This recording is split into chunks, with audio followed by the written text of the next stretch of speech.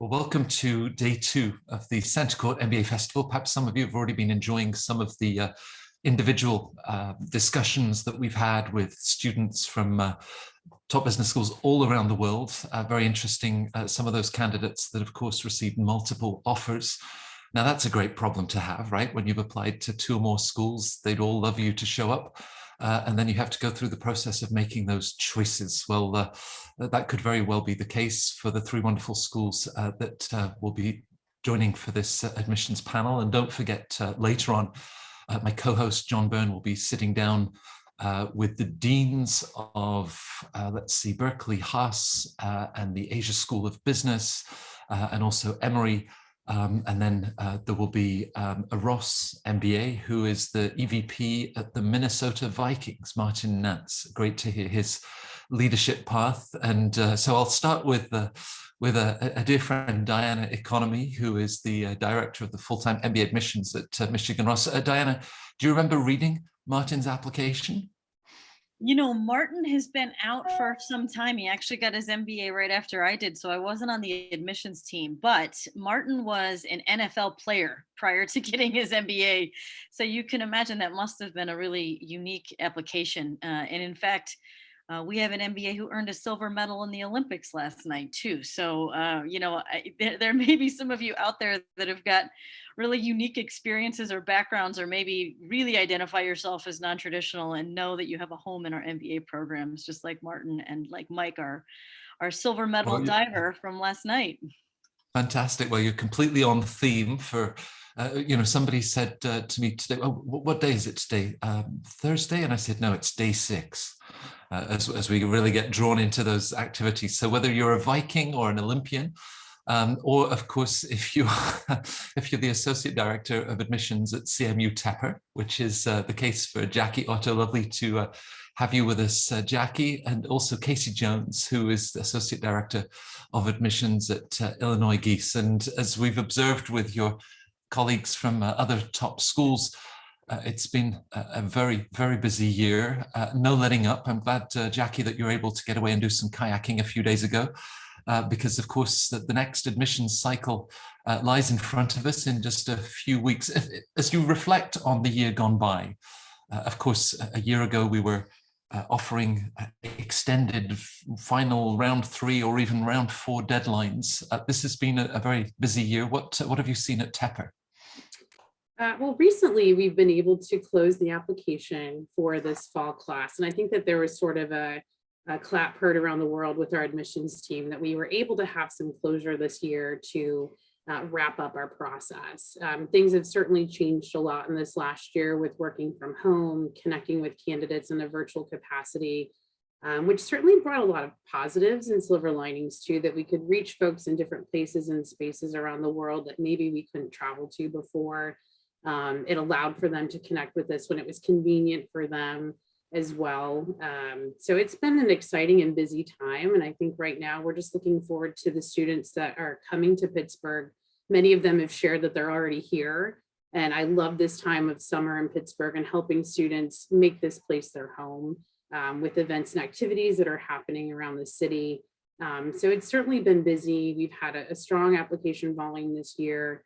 But we've had some time to sort of breathe a little bit, but round 1 will certainly come pretty soon in October.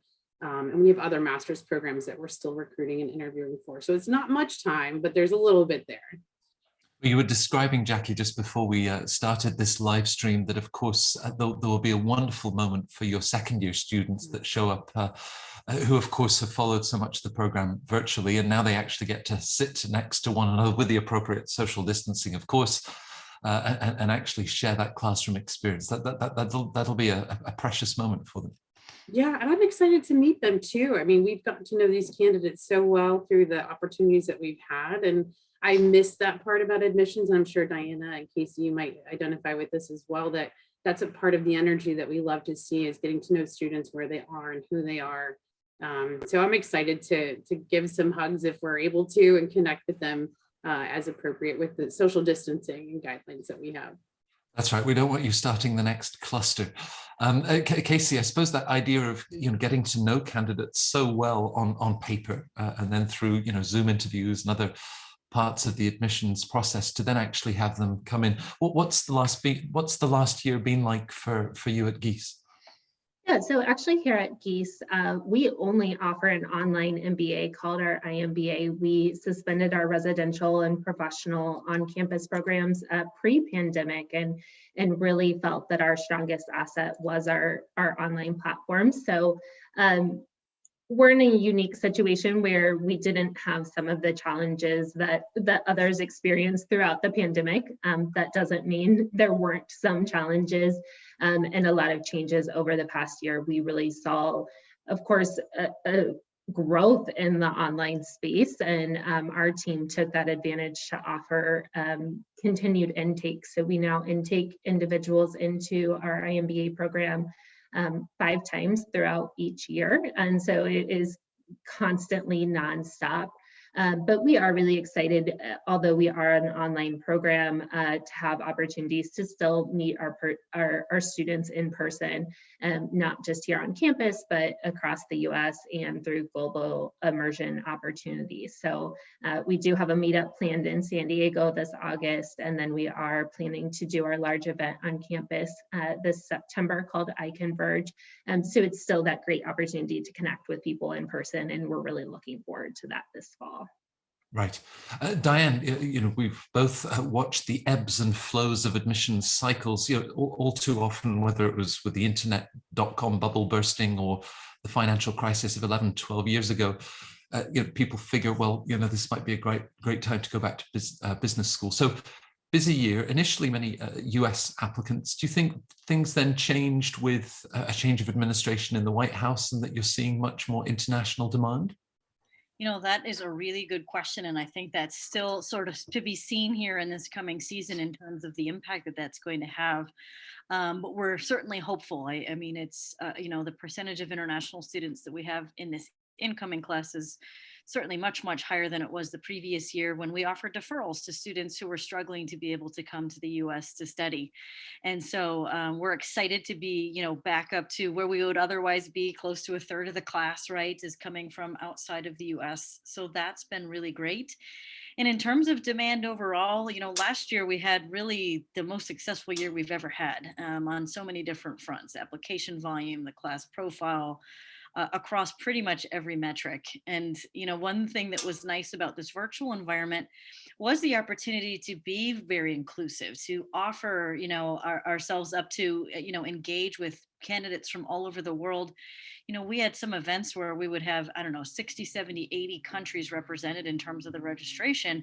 There's no way we would have gone to that many, countries in person, right? And so the fact is that we were able to really reach out to more candidates than ever before. And so we actually have the most countries ever represented in this incoming class as well. So I actually think that there's a lot of, as much as there's hope to try to engage in more in-person experiences, in the future, there are definitely some great lessons learned and outreach that we were able to do that we certainly will continue on the success that we saw this past year. Right. And Jackie, obviously an international candidate, and concerns that they might have had about H-1B visas, as they would then finish the program. Have you similarly seen an uptick in terms of demand internationally? I believe so. In terms of the volume of applications that we've gotten, it has increased with this last year. In terms of opportunities with students, like the shift in the White House certainly has, I think, created an air of opportunity for students. And with being a STEM MBA, I feel like the Tepper School has an advantage, certainly with allowing more opportunity for students to stay in the US, because many of them do want to work in the United States after they've graduated. So I think having the STEM MBA certainly has helped our students see that Tepper could be a viable opportunity for them. Right. Now, of course, 3 schools that have all been pioneers in terms of online MBAs, and of course at Ross and Tepper continuing to run the full-time MBA. Do you feel, Casey, as we've all we've had this accelerated learning curve of work and life that's been virtual? Is that sort of reflected in the discussions that you're having with candidates that feel so comfortable now at the thought of studying online to get their MBA? Yeah, absolutely. I think, initially when we launched this program, people still had some hesitations about learning online and whether the quality of the education was the same that they would experience in a traditional residential classroom. It's kind of been our job to educate them on the engagement that they can expect within our program, but I do think the pandemic helped facilitate that conversation in some new ways as well, and understand that we still can connect with one another online, we still can develop relationships, we can still engage with faculty. And so that is certainly, again, we saw an increase in applications through fall 2020, much more accelerated than in the past. And as Diana mentioned, there are some positives and benefits that we have seen from the pandemic in terms of connecting with new groups of students who maybe weren't considering an MBA previously because they really were stuck on wanting a residential experience, but now they've been able to open up their opportunities a little bit with some of these online options. Right. Diana, as we go back a year, sort of the spring of last year, and whether it was the airline industry or, there was just that general sense of tremendous uncertainty. As you look at the dialogue that you've had with applicants in the last year, do you feel that rather than rushing in, they've actually then perhaps taken a little bit more time, thinking very carefully about where business school fits in, and obviously, what Ross would have to offer to them? Yeah, I mean, we've certainly still seen really high demand truly across the board, whether it's international students or domestic. But one of the things that we noticed is that there are new opening job, opportunities for candidates. And so in some ways, I think the pandemic has opened up just the different ways that the businesses are thinking about doing business, right? And new and different opportunities for students.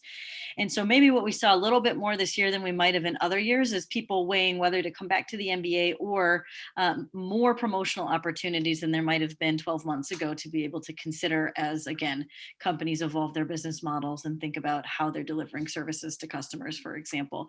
So didn't really impact demand, but was a trend that we're kind of keeping an eye towards with regard to, how the economy is doing and the opportunities that people have to perhaps continue to develop a set of skills maybe over the course of the next year or two, and then consider coming back to the MBA.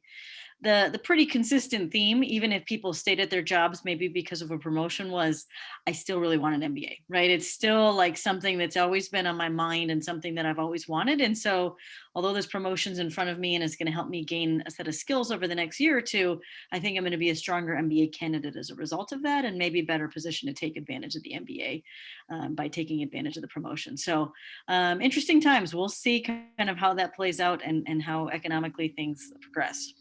Right. I guess sort of characteristics of whether it's adaptability, just plain grit. Are these elements, Jackie, that you expect to see a lot of in the coming admissions cycle? Individuals that have said, well, this is what I was doing 18 months ago and then had to adapt and change? Certainly, this year has been tremendous in terms of impact on our incoming students, our faculty, our staff, everyone, in many ways that have been very challenging, personal and professional. And so in the application, we certainly expect to hear and learn more about some of those challenges and how they've impacted our students.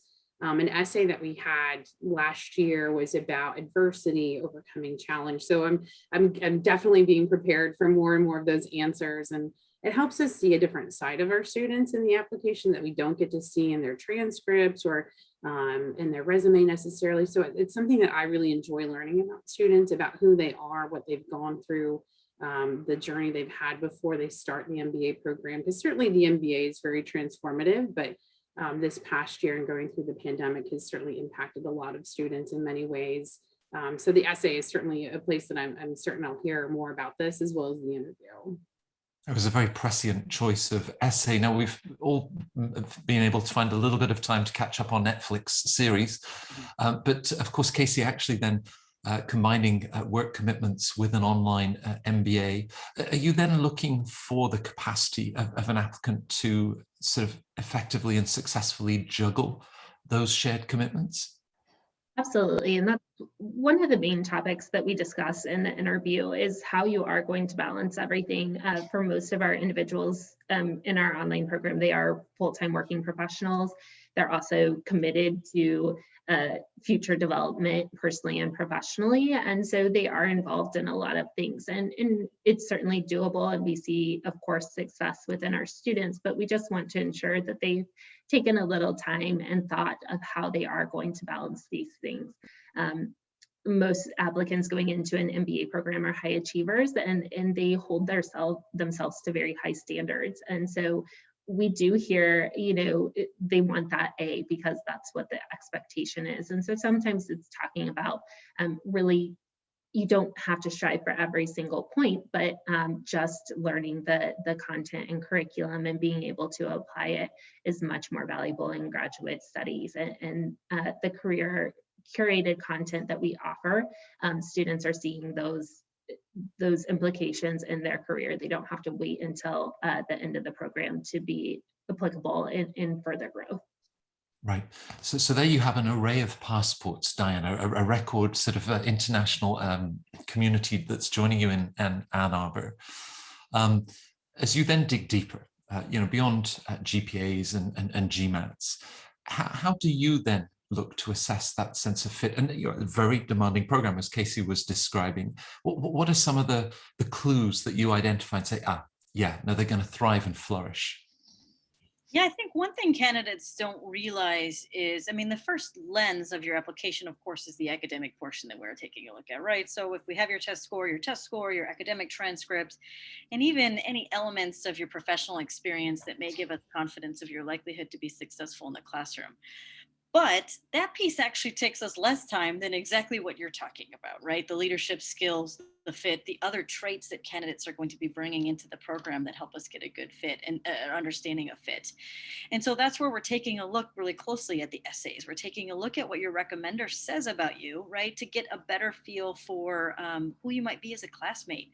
An MBA program is much more than just the handful of hours you're in the classroom, right? It's who are you going to be on a group project at 10 o'clock at night? And what are those traits that you're going to bring to a future employer? So, my best piece of advice for that portion of the application is I just don't think candidates spend enough time really reflecting on what it is that makes them tick, what they're energized by. Even writing down on a piece of paper, I am passionate about, right? We don't allow ourselves sometimes professionally to think about passion. And like that usually doesn't go with, the engineering job that I have right now, right? But I think thinking about what you're passionate about is the foundation for, what are you going to explore when you get there? And what are the things when you think about your post-MBA career path? How are you going to maximize the amount of time that you get to do the things you love to do? Right. And that might not be what's happening right now. That's why so many MBAs are career switchers. It's a great platform for career switchers. But you have to know yourself well, know what makes you tick, know what differentiates you, and really maybe be vulnerable in this process of self-exploration of understanding what differentiates you from other candidates. And that comes out through your application, through your essays and other parts. And we really get to hear your voice come through. Diane mentions so many opportunities beyond the classroom, Jackie. We had a question yesterday. Someone had written and said, so what do the MBAs do for fun? Now you have to keep your answer appropriate for a public forum like this one. But of course, clubs, treks, the sort of things that Diane, this is such a part of the experience and an opportunity perhaps for them to share passions and what they will then look to contribute.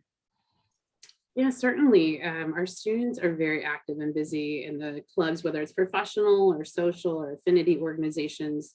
There's something for everyone in the Tepper School. Most students are involved in probably 3 or 4 organizations and often have a leadership role in at least one of them.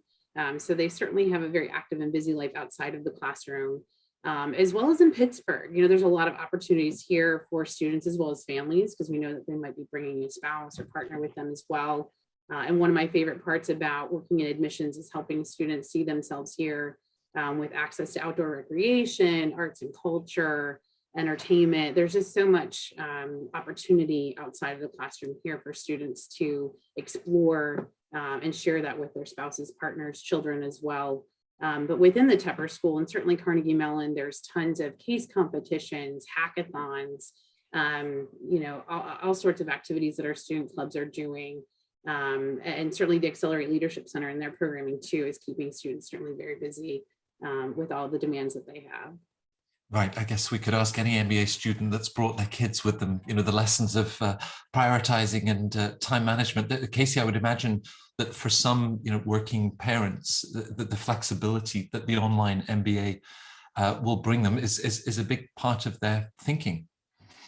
Absolutely. And we hear great stories all the time from our students as they're putting their child to bed, they're watching their live lectures, still engaging through the chat, hopefully turning on that camera and actually having conversations as well. But, if that doesn't fit for this particular week, they do have other options. So that's one of the biggest assets of our program that we talk about is that flexibility, but still a high engagement. So group work with other classmates, going to office hours and talking more directly with faculty, but still having that flexibility that if this week the live lecture doesn't work out, I have the option to do it on demand.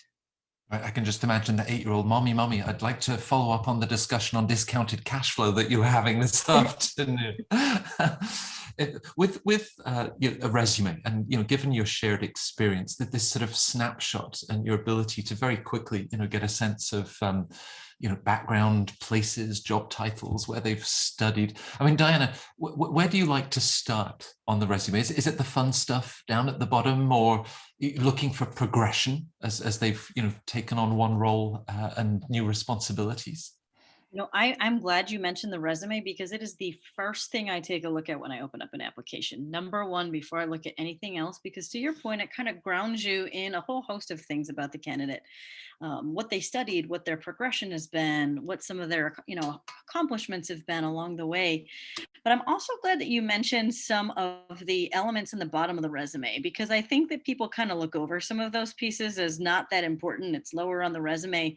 But the reality is the resume may be the only thing that your interviewer has. So the admissions committee is certainly going to see it in conjunction with the rest of your application, but it may be the only thing your interviewer has. And if you've got some things at the bottom that are really like hobbies or something that you're passionate about or an extracurricular accomplishment of note, it's helpful to see some of those things. And it may be the starting point of the conversation that you have with the interviewer, because maybe you've watched the same Netflix series that they have and you're an avid fan of that. And while that might seem a little insignificant, again, you're building a relationship with the school and the school's trying to build a relationship with you. So one piece of advice that I have for those elements at the bottom of the resume is, if you see I like cooking, running, and travel, you're probably not going to ask any questions about those things. Everybody largely likes cooking, running, and travel, right? Those aren't that interesting. But if you like to cook paella, that's cool, right? That's more interesting. Or if you've run certain races, or if you have a particular favorite place you've traveled to, way more interesting than just the words on paper. So do think thoughtfully about everything that's on your resume.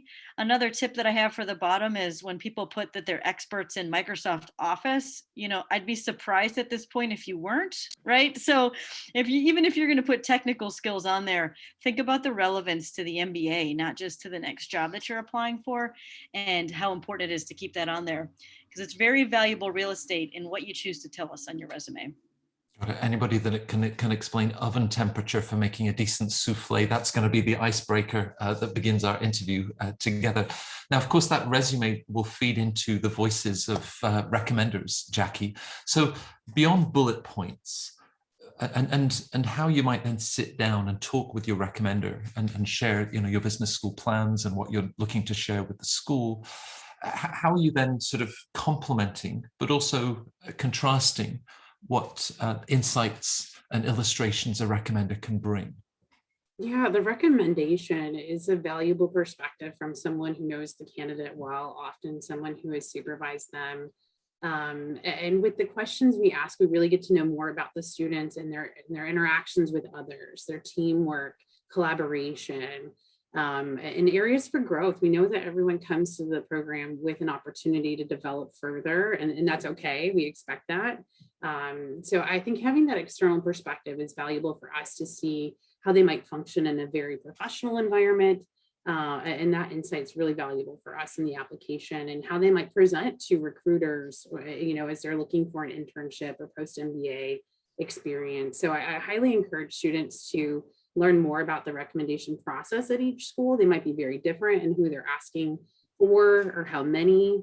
So following the guidelines of this school, we have the GMAT common letter recommendation, and you can Google it and you can see the questions and you can share that with the recommender.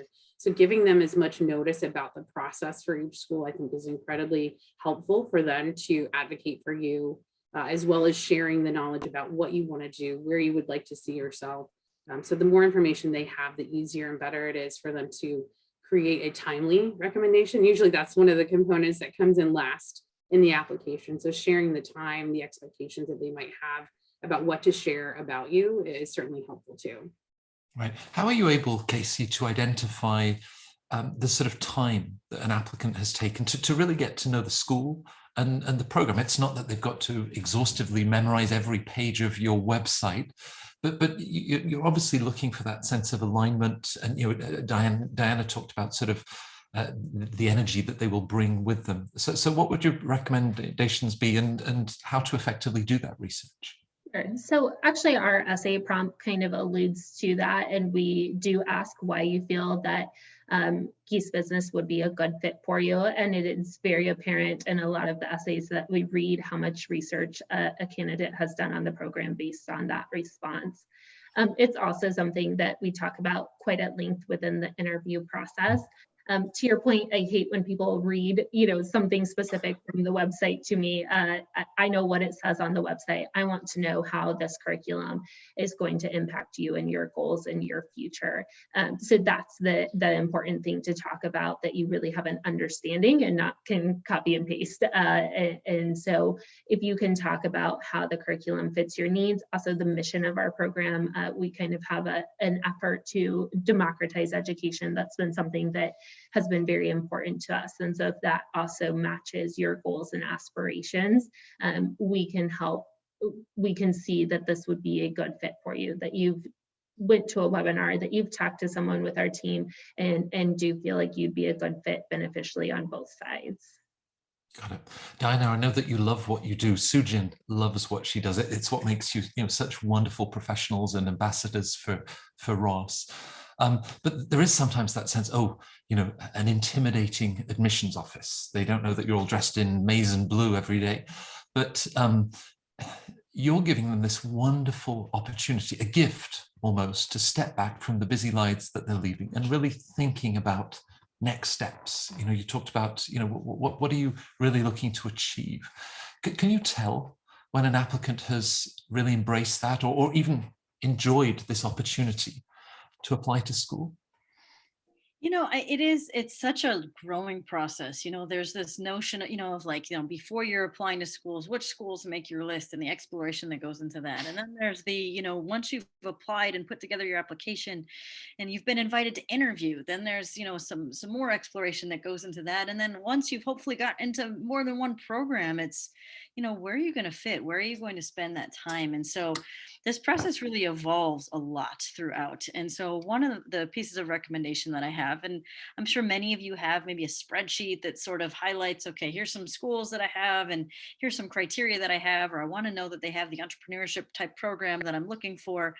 So, it's one thing to identify just programmatically what a school is going to offer you, but it's another element to really articulate kind of the conversations that you're having with the schools, either how you're feeling after you attended an event. Did you enjoy going to that event? Did you like what you heard? Were you energized? Would you want to go to another event, or did you go to it because you felt like you had to and it just felt like a chore?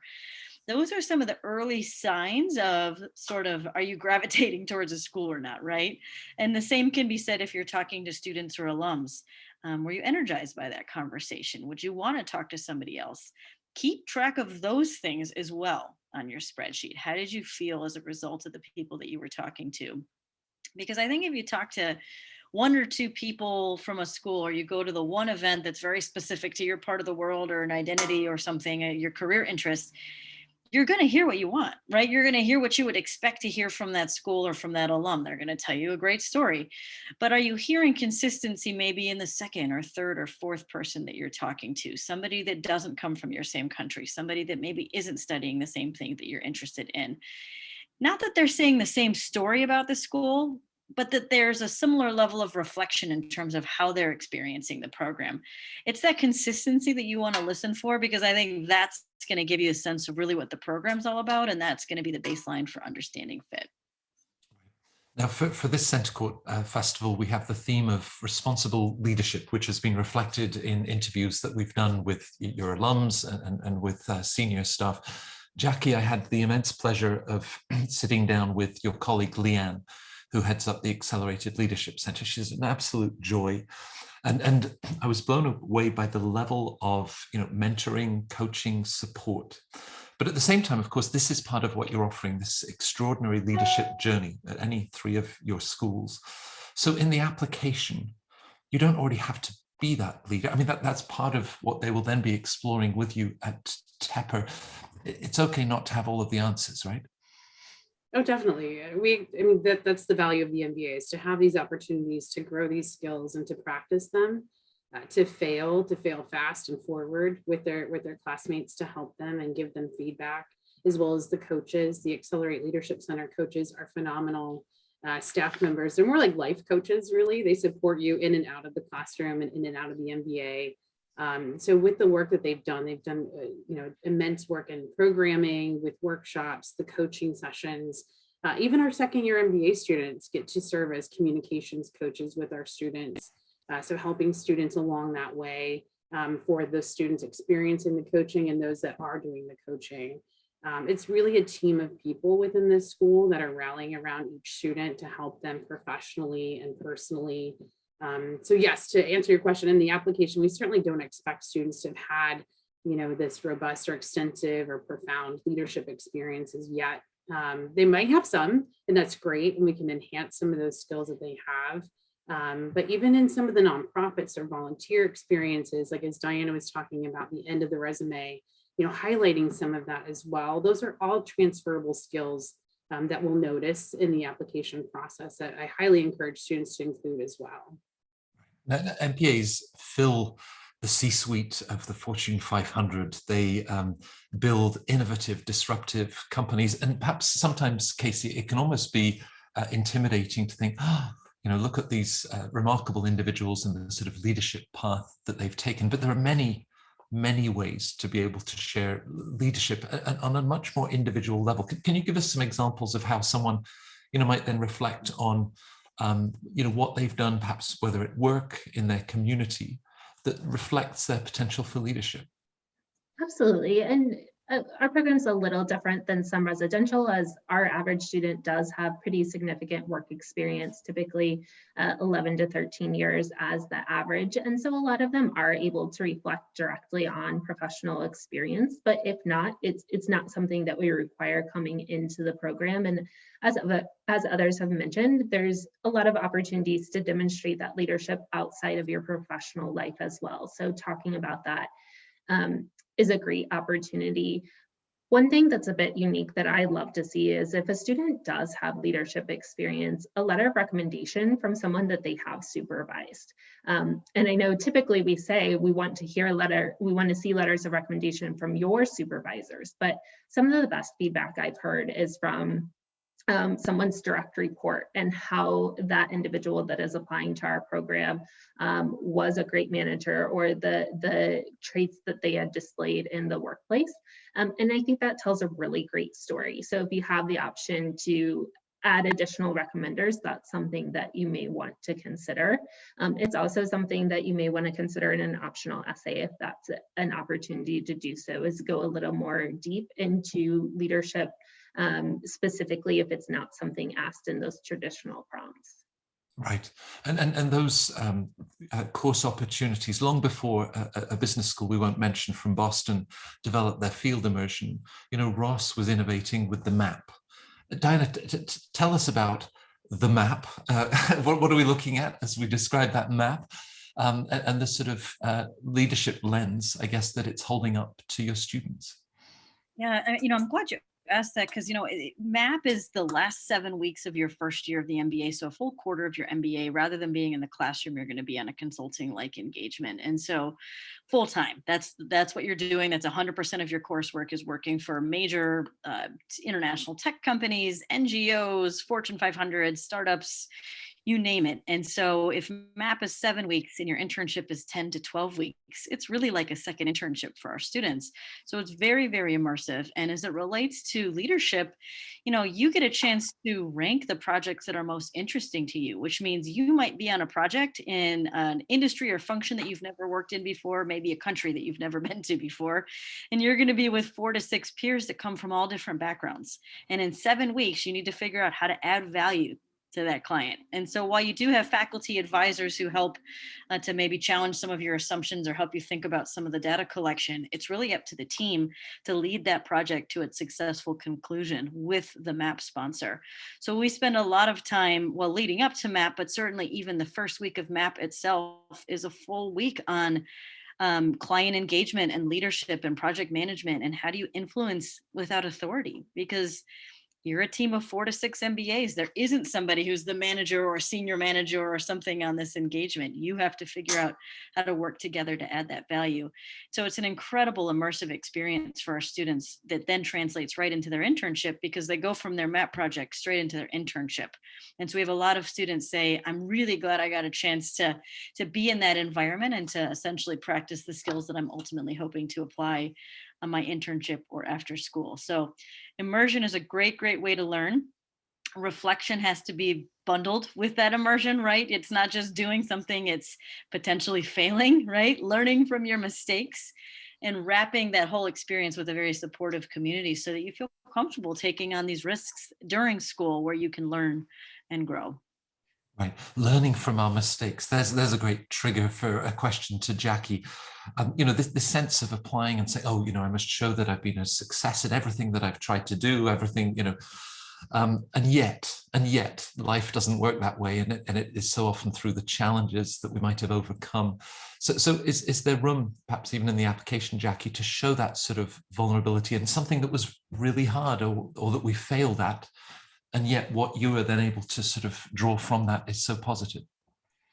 Yeah, I think for us, it really comes back to that essay prompt about overcoming adversity and challenge, just understanding, the life journey that students have gone through professionally or personally, what they've learned from this, what they'll take away from this, how they'll apply it to future challenges, because we know going forward as a consultant or product manager, you're going to face difficult experiences and challenges, whether it's about the product that you're creating or the people that you're leading. So these skills that they've already had certainly will be valuable going forward, as well as the ones that they gain from the MBA. And we recognize that students are being vulnerable. It's not easy. They want to present this polished and perfect, candidate in their application. And we recognize that they're human. We're human as well.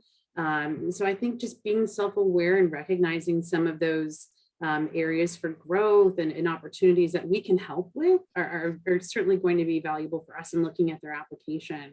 But we recognize that it is not easy, but I think that the more vulnerable you are, the better it'll be for us to see you as a candidate in the school as well. Right. The last 18 months of a pandemic have denied us the shared coffee machine at work. We don't have that 10 minutes sort of all getting together in the conference room before the meeting begins. And of course, the French haven't been able to smoke outside, which tended to be their version of networking. So Casey, given a world that has had such a strong virtual component, this idea of learning from others, how do you bring that into a program that's delivered virtually for them to then be able to apply it in their professional lives? Yeah, a number of ways. So one, our faculty are great about creating interactive classrooms, both through our live lectures, and then we also have a built-in group component within every course. We also have capstone projects that students can complete at the finish of a specialization and then the program as a whole. But outside of the classroom, there are numerous opportunities as well. So we host a social media platform through Facebook, but called Workplace. And it's a great opportunity for all of our students to join a general discussion, but also break out into smaller subgroups based on classes they're taking, interests that they have, projects that they're working on. Maybe it's where they are geographically as well. Within those subgroups, they can do coffee chats. They can get together and watch a football game, on a Friday evening, just like they may do with their colleagues in a residential program. The unique thing too we have seen is when travel is open, pre and post-ish pandemic, great opportunities to meet people face to face. That they may have never worked with in the classroom. So they can post within that online platform that I'm going to be traveling through San Diego this weekend. Would anyone like to get together for a Sunday morning brunch? And so we've seen some really great connections there. A lot of hesitations of an online program is that you're not going to be able to build that network. And we actually feel the opposite, that you truly can build a global network, working with individuals and teams from across the globe. So if your job does take you elsewhere in the future, you have those colleagues and classmates to call on in the future as well. So sharing Friday night football games. I mean, Diana, we don't know if when Martin applied to Ross, if he clearly stated that, post MBA, he wanted to become an executive VP at the Minnesota Vikings. But here he is now, and the career that he's enjoying. But I suppose so many MBA applicants are focused on a specific role, a specific company, or in his case, a football team. Their career path, perhaps, rather than the kind of person and the sort of leader that they want to develop into. So how can business school aid in that process? One of the things we think a lot about is just how many times students are going to change their careers, right? Whether it's once they get to school, soon after. I mean, I even tell incoming students that when they graduate in 2 years, they might be graduating into jobs that don't exist today, right? Mm. So if you think about folks that are starting at, companies over the course of the last year or two, just again, how different their business models have been in the last year or two, the expectations that they have of these MBAs. And so when you think about the MBA as a platform for both leadership growth, but as well as career potential, you have to think about a couple of things.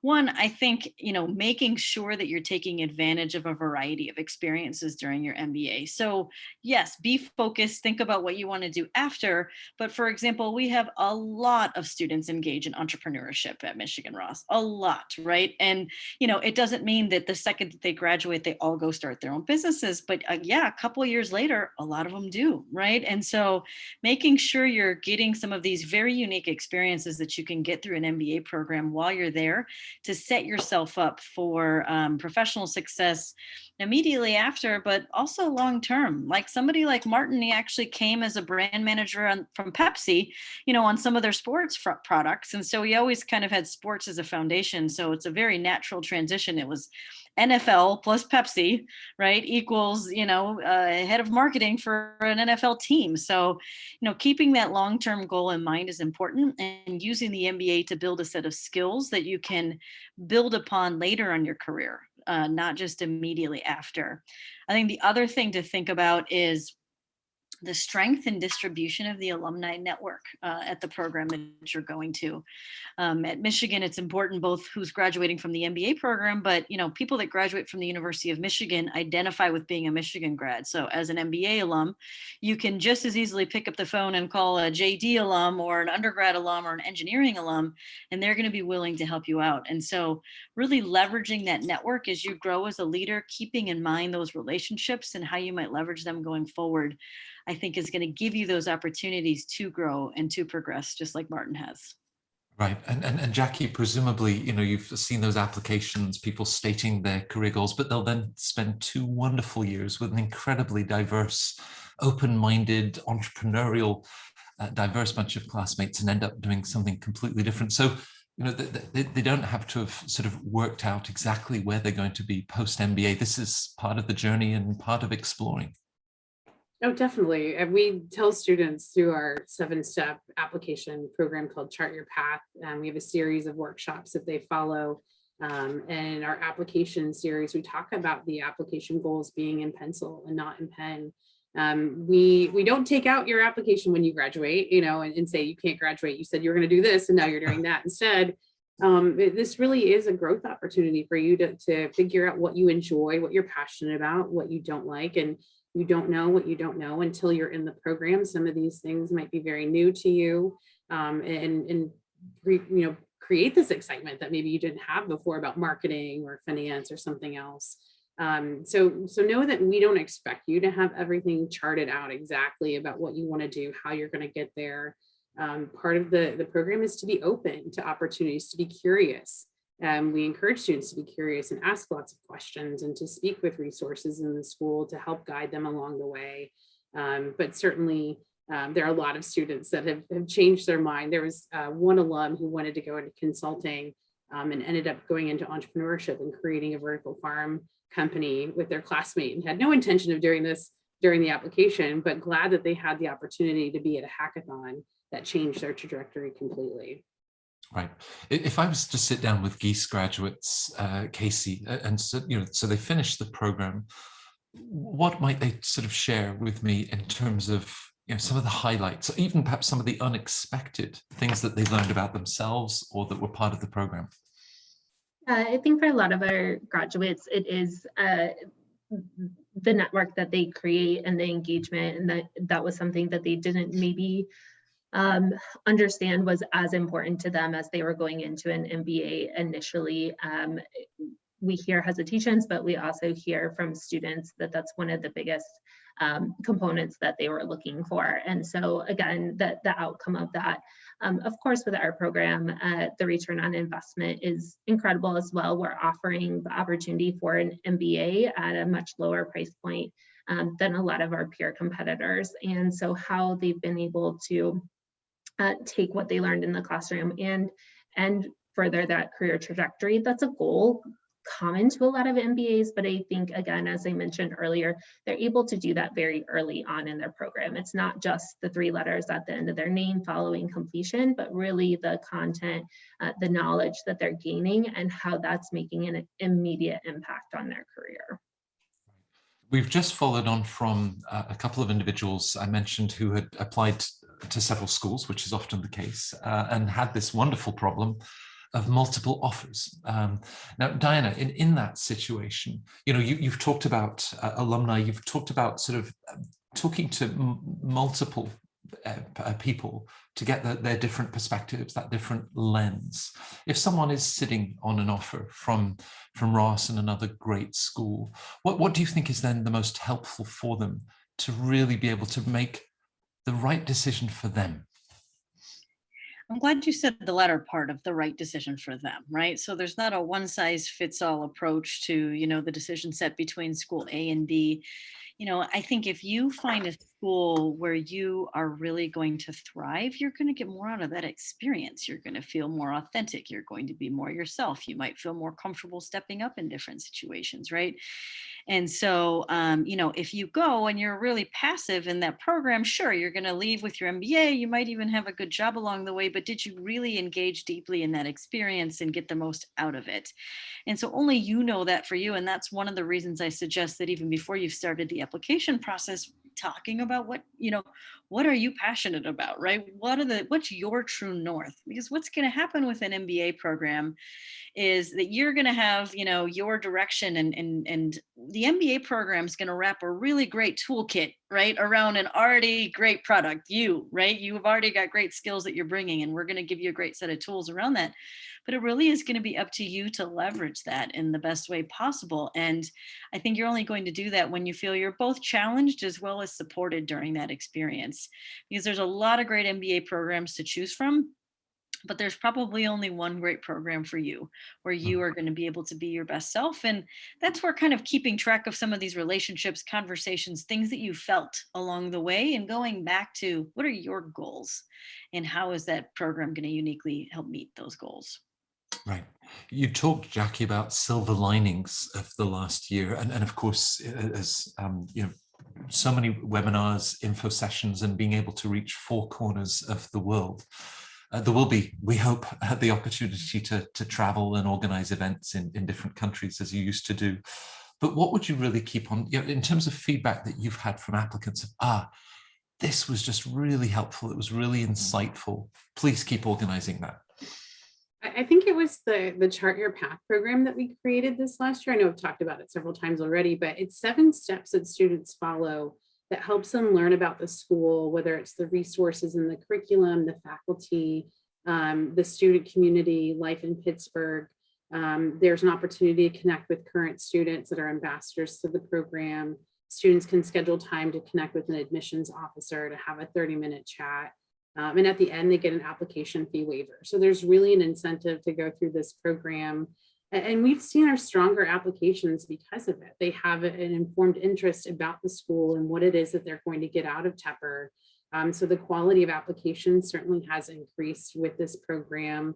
But I hear a lot of feedback from students saying, "Oh, this is so great. You've organized everything so well for us to follow this process." Because websites can be overwhelming. There's so much information out there. So I think through the Chart Your Path program, it's really been helpful for our candidates to learn more about the school in a very organized and thoughtful way.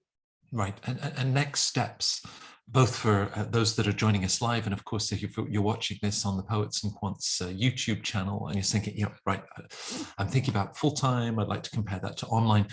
Casey, can I audit a class, or what do you recommend to really get a better sense of the Gies program? Yeah, absolutely. So we do offer what we call mock classes, typically once a quarter, allows you an opportunity to experience the online classroom setting here at Gies. You'll also take away some key concepts, and we try to make those mock classes broad, so they are of interest to individuals looking into MBA programs.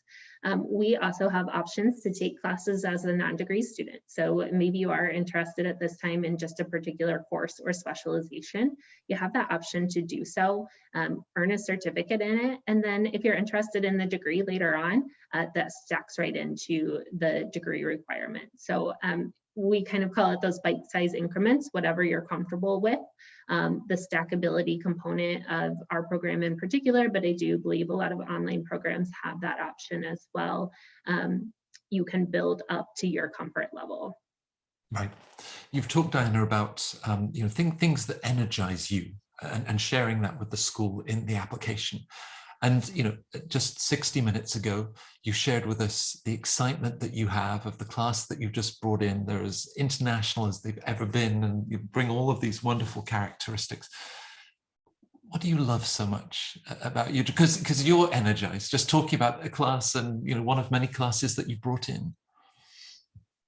I love seeing the success of our students. And I think we all do. That's a big reason that we're in, admissions, is that you get to work with these students at a very, very transformational point in their career. We've got, 90 to 95% of our students are career switchers. So they're switching either function or industry or both. And we have a really diverse background where there's no one pre-MBA industry, for example, that really dominates the class profile. We've got people coming in from all different backgrounds. And so to see this really diverse set of candidates coming together to come into the MBA program and have these really transformational results is exciting. But I would say, as an alum of the MBA program, for me to see the energy that the class brings each August when they come together is amazing, because it could be my own class 10 years later, right? The energy feels like this could be my own class. And that's where I feel like we're bringing in the right people for the Michigan Ross brand more broadly, right? Because you've got that consistency, whether it's somebody who's a classmate with you today, or whether it's somebody that graduated 20 years before you, there's a level of energy and connectivity that exists throughout. And that's awesome to see and to be able to help make those connections for our students. Well, one of our viewers has asked about the ROI of business school. Jackie, when you think about that, of course, we can look at ROI in terms of post-MBA salaries, the wonderful career opportunities that all of your graduates then pursue. What for you are sort of the intangibles, that isn't captured in a post-MBA salary, but has really brought somebody to the next level of self-confidence? What for you are those intangibles? Yeah, I think, meeting candidates where they are in the admissions process, we see their potential, sometimes even if they don't.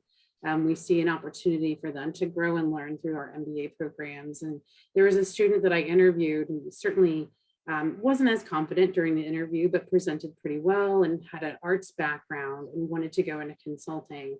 And certainly there are some leaps and bounds to make that process happen, but through working with Accelerate and her communication coach, I saw her change in the way that she presented herself, that she asked questions, and to see her now on panels and being successful in her career and to be promoted.